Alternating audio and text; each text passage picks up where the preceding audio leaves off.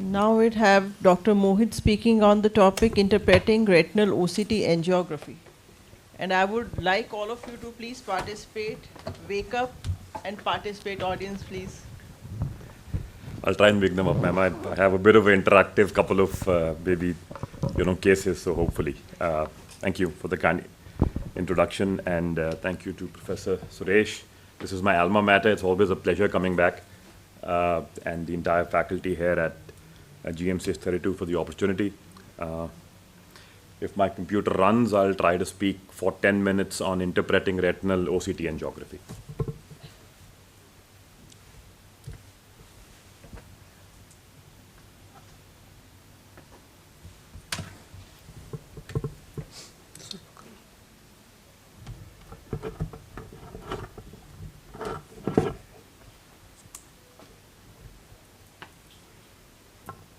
So show of hands, those who have OCT angiography at their center or have seen a OCT angiography scan printout or whatever. Yeah, great. So the vast majority don't. Makes my life easy. I can tell you absolute rubbish and you will have to believe me. So that makes my life easy. I can, so that you can't catch me now if I'm lying or giving you misinformation. Right? This is not going to be a theory. Thank you. This is not going to be, a theoretical thing on what OCT angiography is. There's a lot of data. Please, books padhein, internet padhein, bada kuch padhein. This is going to be interpretation. What the OCT angiography is, a couple of slides of theory, and then what the basic OCT angiography scan looks like. Then we get on to a few cases, and we end with a slide which will have a few caveats as to what are basic kind of thumb rules to interpret OCT angiography. So OCT angiography, the stark opposite of what Professor Ramandeep sir, my mentor, actually taught you. This is actually a OCT. So this is halfway through between what Dr. Gaurav taught you and what Dr. Raman taught you. This is OCT based, but gives you because there are a lot of high frequency OCT scans being taken through blood vessels. So when there is blood flowing, every time an OCT scan is being taken, you'll have blood. The very next microsecond, you will not have blood. Then the very next microsecond, you will again have blood. So you keep taking a lot of scans through a flowing object, and you will get a kind of a printout. That is what OCT angiography is. There is no dye which is injected. Hence, there is no dye-related issues of toxicity, of having allergies and all of that. And also, hence, there is no. So it's non-invasive. You can do it over and over again. It also means that because there is no dye, that dye can't leak from the vessels, and there is no then leakage, no staining, no pooling. The interpretation is different from what you would, interpret a fluorescein or a dye angiography. And one of the big advantages, apart from the fact that this is dye-less and you can do this over and over again, is that the way you interpret this is very different from OCT, from FFA. So you can actually look at the cross section of the retina like you do on the kind of scans that Dr. Gaurav showed you, and you can see individual layers of the inner retina, middle retina, outer retina, choroid, and you can segment and look at each of those layers and their blood supply separately. Yeah, with that, a lot of theory. This is what a basic printout looks like. Different machines will give you different printouts, but you'll more or less have a similar, this kind of a printout by default if you want to take out like a printed report of a patient. The top four. The one on the extreme left is the superficial capillary plexus. Then the second from the left is the deep capillary plexus. The second from the right is the outer retina, which is essentially avascular. It does not have blood supply. And the extreme right is the innermost part of the choroid or the choriocapillaris. These are your normal scans. So what you see on a fundus fluorescein angiography is what you would see on the first scan, which is your superficial capillary plexus. Since fundus fluorescein, you're only looking from on top, you can only see the layer on top. And that's what you get when you look at the first scan. The second, the third, and the fourth is something that the fundus fluorescein angiography does not give you, because you cannot segment it deeper.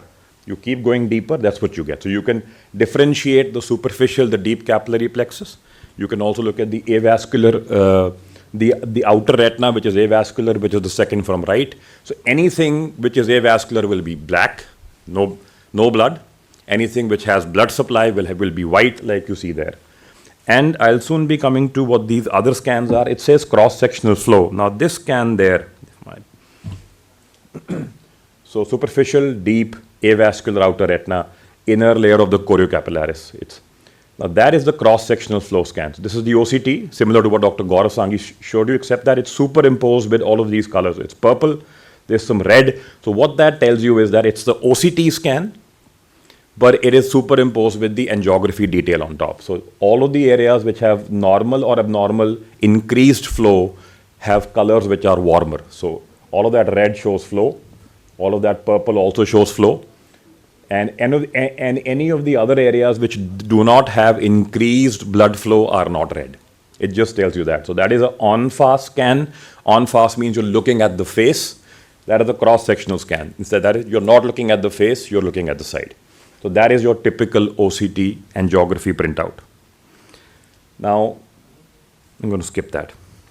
Now the issue and the problem, and this is DILES, this is, you can repeat again and again, it'll give you cross sections, it sounds too good to be true. Well, it's not. There are issues.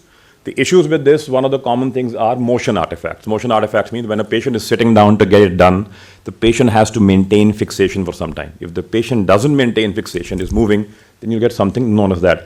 Now, this patient's blood vessels aren't broken. He hasn't had trauma which has caused multiple fragmentation of the vessels. It's just an artifact because when the scan was being taken, his eye was moving.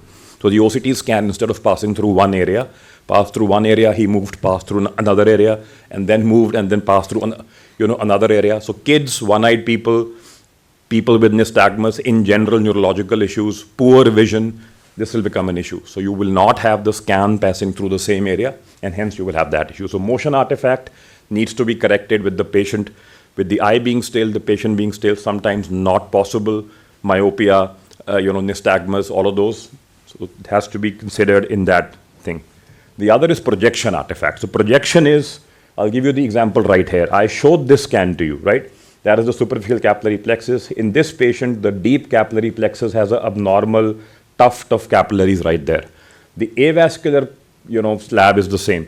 But the choriocapillaris is meant to be a single cell, uniform, like a speckled kind of fluorescence. But you can see these white vessels there, which are, if you were to look at the superficial capillary plexus, imprints of that are seen on the deep choriocapillaris slab. The choriocapillaris does not have vessels like that. So this is an artifact. This is a projection. So overlying retinal layers, the vasculature there is being projected niche. Similar to how a shadow would appear. If the sun is shining from there, your shadow will fall there. So that is a projection artifact. So that is not normal choriocapillaris. All of that granular white is the choriocapillaris. This is a projection artifact. Another artifact, again, that needs to be looked at and has to be taken in conjunction with the clinical picture. Then you have masking and unmasking artifacts. So basically masking and unmasking, like the name suggests. So masking is you have the retinal pigment epithelium, and that will prevent, because we are a pigmented race. You put light into the eye. OCT angiography is a light-based system. The retinal pigment epithelium will absorb a lot of the light, and hence very little amount of light actually goes out down to the choroid, and hence the choroid and choriocapillaris scans, the resolution is not great because most of the light is absorbed by the RPE. Now if the RPE is gone, either secondary to trauma or to RP RIP or to geographic atrophy, that masking effect, that absorption effect of RP is gone. So all the light gets to the choroid. So you see more of the choroid and it appears white. It appears like there are new vessels, but they are not new vessels. You just see it better because the overlying RP is gone. So the choriocapillaris is unmasked because of loss of overlying RPE, which is again not an artifact, but it's something that you need to take into consideration, like there. That is what the choriocapillaris looks like all around if the RPE is intact. However, there you can see on the OCT there is a RPE loss. So more light is passing through, and through that you can see that is what the normal choriocapillaris would look like if there was no RPE. Now this is not an abnormal tuft of vessels. This is just that over that there is loss of RPE, so more light penetrates and that's what you get. So it looks like a secondary membrane. It is not. It's just been unmasked because the overlying RPE absorption is gone. And then there are segmentation artifacts. This is so the segmentation artifact is, so this patient had a, arterial occlusion, and you can see that there, so those two lines signify which part of the, OCT scan is being taken. Now, if you were to, and you can set that on the machine. Sometimes the machine might allow you to auto segment it for you. Sometimes you might need to manually segment it. Or what it tells you is that if those line scans pass through there, you will not be able to pick up this loss of arterial flow. So it depends on where the lesion is. You want to segment your scan there and look at that kind of layer. So if it's a pigment epithelial problem and you're looking at the inner retina, it's not going to tell you anything. So it has to pass through your area of interest. And this is one of the advantages of OCTA. I think for me, the biggest advantage that you can manually see where you want to. And if the machine is not doing it, you can override and correct it and try and look at which area you want to look. Now with that, just want to look at a couple of cases and hopefully get you guys involved. I think I showed this about 3 years back when this happened. So this guy had, poor post-op vision gain, post the scleral fixated IOL, and this is third post-op day. It's centered SF-IOL, clear cornea. Vision is 1/60. So what do you think this is? Any ideas? OCT angiography नहीं है, ये तो clinical बात करते हैं इस पे. हाँ जी. 3 days post scleral fixated IOL, poor visual gain, eye is quiet, cornea is clear. I'd say multiple cotton wool spots. Anybody? Wild guess क्या हो सकता है? Same patient. That's the OCT passing through it. You can see inner retinal hyperreflectivity and edema. And you can see the OCT angiography showing enlargement of the foveal avascular zone with abrupt cutoff of all the perifoveal vessels. Anybody?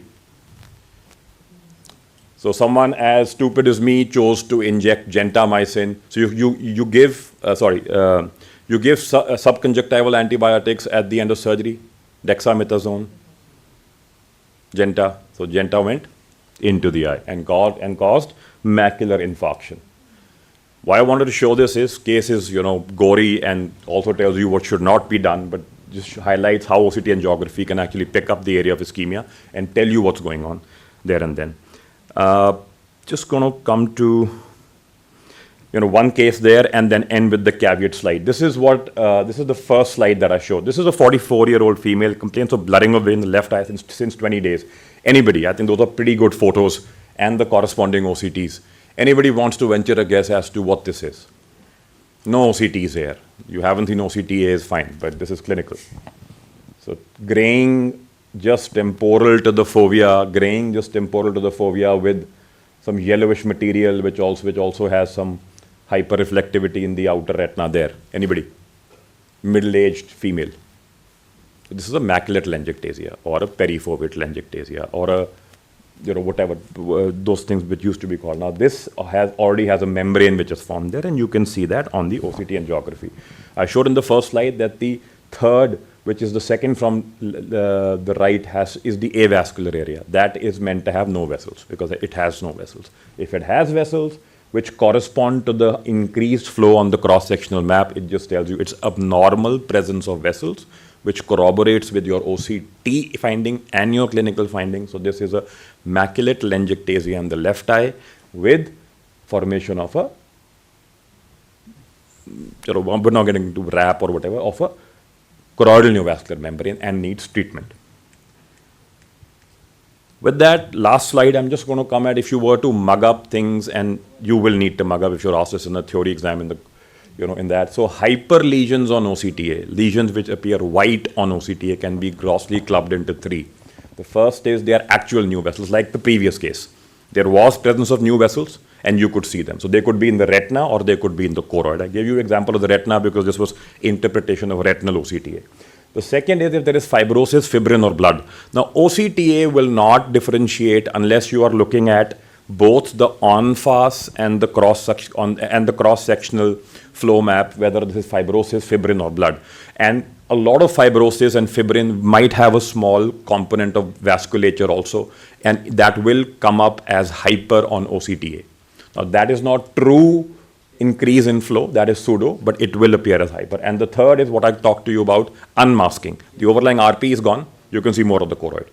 Those are not new vessels. You just see it better because the masking effect is gone. And the stark opposite, and the last part of this is hypo lesions on OCTA, which is black. Black lesion is the stark opposite of what you see in one, which is there is no blood flowing. So like you saw in that gentamicin toxicity, there was abrupt pruning, so there was no blood, it was black. That is true flow void. The other two are pseudo flow voids. And I want to bring attention to the last one there. So certain flow lesions, and typically in PCV you have polyps, or you can have optic disc collaterals in CRVO patients, or you can have congenital AV malformations, which can happen in the retina. Those are low flow lesions. Blood in them flows very, very slowly. And if it's flowing too slowly for the machine which is taking the scans in OCTA, and every time if the machine is taking a scan, it is scanning the same RBC going through, it is going to detect and interpret it has no flow. That doesn't mean there's no flow.